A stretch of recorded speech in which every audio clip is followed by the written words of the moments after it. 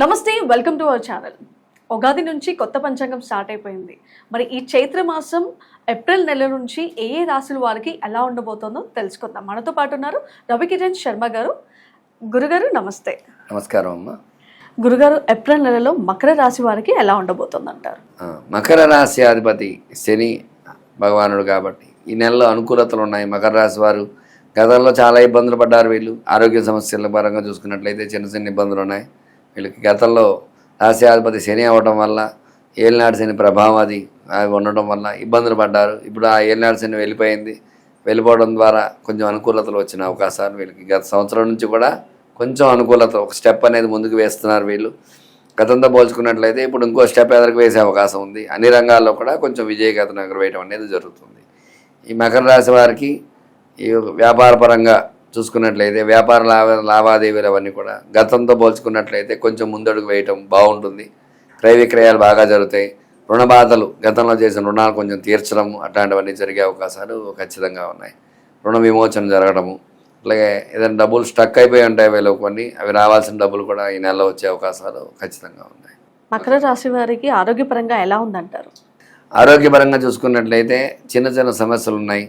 అర్ధాష్టమంలో కుజ సంచారం, అర్ధాష్టమ శుక్ర సంచారం వల్ల చిన్న ఇబ్బందులు ఉన్నాయి. వీళ్ళు 4 రాశులు కూడా మేషంలో సంచారం చేస్తున్నాయి కాబట్టి ఆ సంచార స్థితిగతులను బట్టే కొన్ని ఇబ్బందులు అయితే ఉన్నాయి. ఆరోగ్యపరంగా జాగ్రత్త వహించాలి. వ్యాపార పరంగా ఎలా ఉండబోతుంది? వ్యాపార పరంగా చూసుకున్నట్లయితే ధనం చేతికి వస్తుంది కానీ చేతిలో నిలిచేది తక్కువగా ఉంటుంది. ఎందుకంటే ఎలా వస్తుందో అలా ఖర్చు అవ్వటము, అట్లాంటి ఇబ్బందులు. వీళ్ళ దగ్గర ధనం ఆగదు, త్వరగా ఖర్చు అయిపోతూ ఉంటుంది. నిల్వ చేద్దామని పక్కన పెట్టినా ఏదో ఖర్చు రావడం, అలా వెళ్ళిపోవడం, ఇట్లాంటి ఇబ్బందులు ఖచ్చితంగా చూస్తారన్నమాట. వ్యాపార పరంగా ధనపరంగా ఇబ్బందులు పడే అవకాశాలు ఖచ్చితంగా. వీరికి వైవాహిక జీవితం ఎలా ఉండబోతుంది? వీరికి వైవాహిక జీవితము అనుకున్నట్టుగానే వీళ్ళిద్దరు అన్యోన్యత అనేది కొంచెం తక్కువగానే ఉంటుంది. ఎందుకంటే శని భగవానుడు రాశికి అధిపతి కాబట్టి, శని ఏమిటంటే నపుంసక గ్రహం అంటారు గ్రహాల్లో. అంటే స్త్రీ గ్రహాలు, పురుష గ్రహాలు, నపుంసక గ్రహాలు, ఇట్లా 3 రకాలు ఉన్నాయి ఇందులో కూడా. అందువల్ల ఆ తత్వాన్ని బట్టి చూసుకున్నట్లయితే కొంచెం అనుకూలతలు తక్కువగానే ఉంటాయి. అనుకున్నట్టుగానే అన్యోన్యత అది తక్కువగా ఉంటుంది. అయినప్పటికీ కూడా కొంచెం శుభవార్తలు ఈ నెల అనుకూలంగానే ఉన్నారు కాబట్టి అన్యోన్యత అనేది వస్తుంది. అన్యోన్యత రావడం, ఒకరితో ఒకరికి అవగాహన రావడం, అట్లాగే సంతాన యోగం కూడా సత్సంతాన యోగం పొందే అవకాశం అనేది ఉంది. శుభవార్తలు, సంతానపరంగా శుభవార్తలు వింటారు. ఉద్యోగస్తులకి పరంగా చూసుకున్నట్లయితే ఈ రాష్ట్రాధిపతి శని భగవానుడు కాబట్టి ఉద్యోగస్తులకి అనుకున్నటువంటి ప్రయత్నాలు చేసినప్పటికీ కూడా కొంచెం వెనక్కి వెళ్ళే అవకాశాలు ఉన్నాయి. కొంచెం జాగ్రత్త వహించాలి. ఉద్యోగ ప్రయత్నం చేసేవాళ్ళు ప్రయత్నాలు సఫలీకృతం కావు. అయినప్పటికీ కూడా చిన్న చిన్న పరిహారాలు ఉన్నాయి, అవి చేసుకున్నట్లయితే సఫలీకృతం అయ్యే అవకాశం ఉంటుంది. ఉద్యోగస్తులకి ప్రమోషన్స్ అవి రావడానికి కొంచెం సమయం పడుతుంది. కంగారుగా అనుకున్నట్టుగా ఈ సమయానికి వచ్చేస్తుంది అనుకున్నా సరే ఆ సమయానికి రాలేకపోవడం, అలాంటి ఇబ్బందులు పడటం, ఇట్లాంటివన్నీ ఉంటూ ఉంటాయన్నమాట. కొంచెం జాగ్రత్త వహించాలన్నమాట. ఉద్యోగపరంగా విద్యార్థులకి విద్యాపరంగా చూసుకున్నట్లయితే కొంచెం పర్వాలేదు.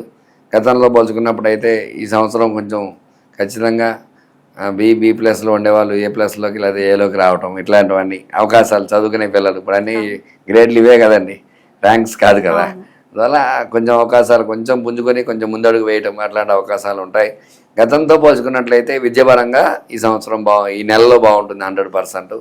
అట్లాగే వీళ్ళు విద్యార్థులు విశేషంగా దక్షిణామూర్తి కవచం పారాయణ చేసుకోవటం. ఎందువల్ల అంటే శని భగవానుడికి ఈశ్వర ఆరాధన చేయడం విశేషం. ఈశ్వర ఆరాధన చేయడం ద్వారా శని భగవానుడి ఇబ్బందుల నుంచి బయట అధిగమించే అవకాశాలు ఉన్నాయి. అందువల్ల శనివారం నియమాలు పాటించడము, అట్లాగే ఈశ్వర ఆరాధన చేయటము, అట్లాగే విశేషంగా వీళ్ళకి ఆరోగ్యపరంగా ఇబ్బందులు ఉన్నాయి కాబట్టి కుజుడికి జపం చేయించుకోవటము, ఇట్లాంటివి చేయడం ద్వారా అనుకూల యోగాలు అనేది వస్తాయన్నమాట. మకర రాశి వారు ఏ రత్నాన్ని ఉపయోగిస్తే మంచి ఫలితాలు ఉంటాయంట? ఈ మకర రాశి అధిపతి శని కాబట్టి నీలం రాయి పెట్టుకున్నట్లయితే ఈ రాశి వారికి అనుకూల ఫలితాలు ఉంటాయి. ఎందుకంటే ఇంద్రనీలం, మయూర నీలం, ఇందులో రకాలు ఉంటాయి. వాళ్ళ జాతక స్థితిని బట్టి వాళ్ళు ఏ నీలం పెట్టుకోవాలి అనేది కూడా వాళ్ళు తెలుసుకోవాలి. నీలం పెట్టుకోమన్నారు కదా అని ఏదో ఒక నీలం దొరికింది పెట్టుకున్నాను కాదు, ఇలా రకాలు ఉంటాయి. ఆ రత్నానికి కూడా ఏ రాశి వారికి, ఏ లగ్నం వారికి ఆ స్థితిగతిని బట్టి, పవర్ని బట్టి, ఈ పవర్ ఇంతలో ఉంది వీళ్ళకి, ఈ పవర్ రత్నం పెట్టుకుంటే బాగుంటుంది అని తెలుస్తుంది. అలా ఇంద్రనీలం, మయూర నీలం అనేవి ఉంటాయి.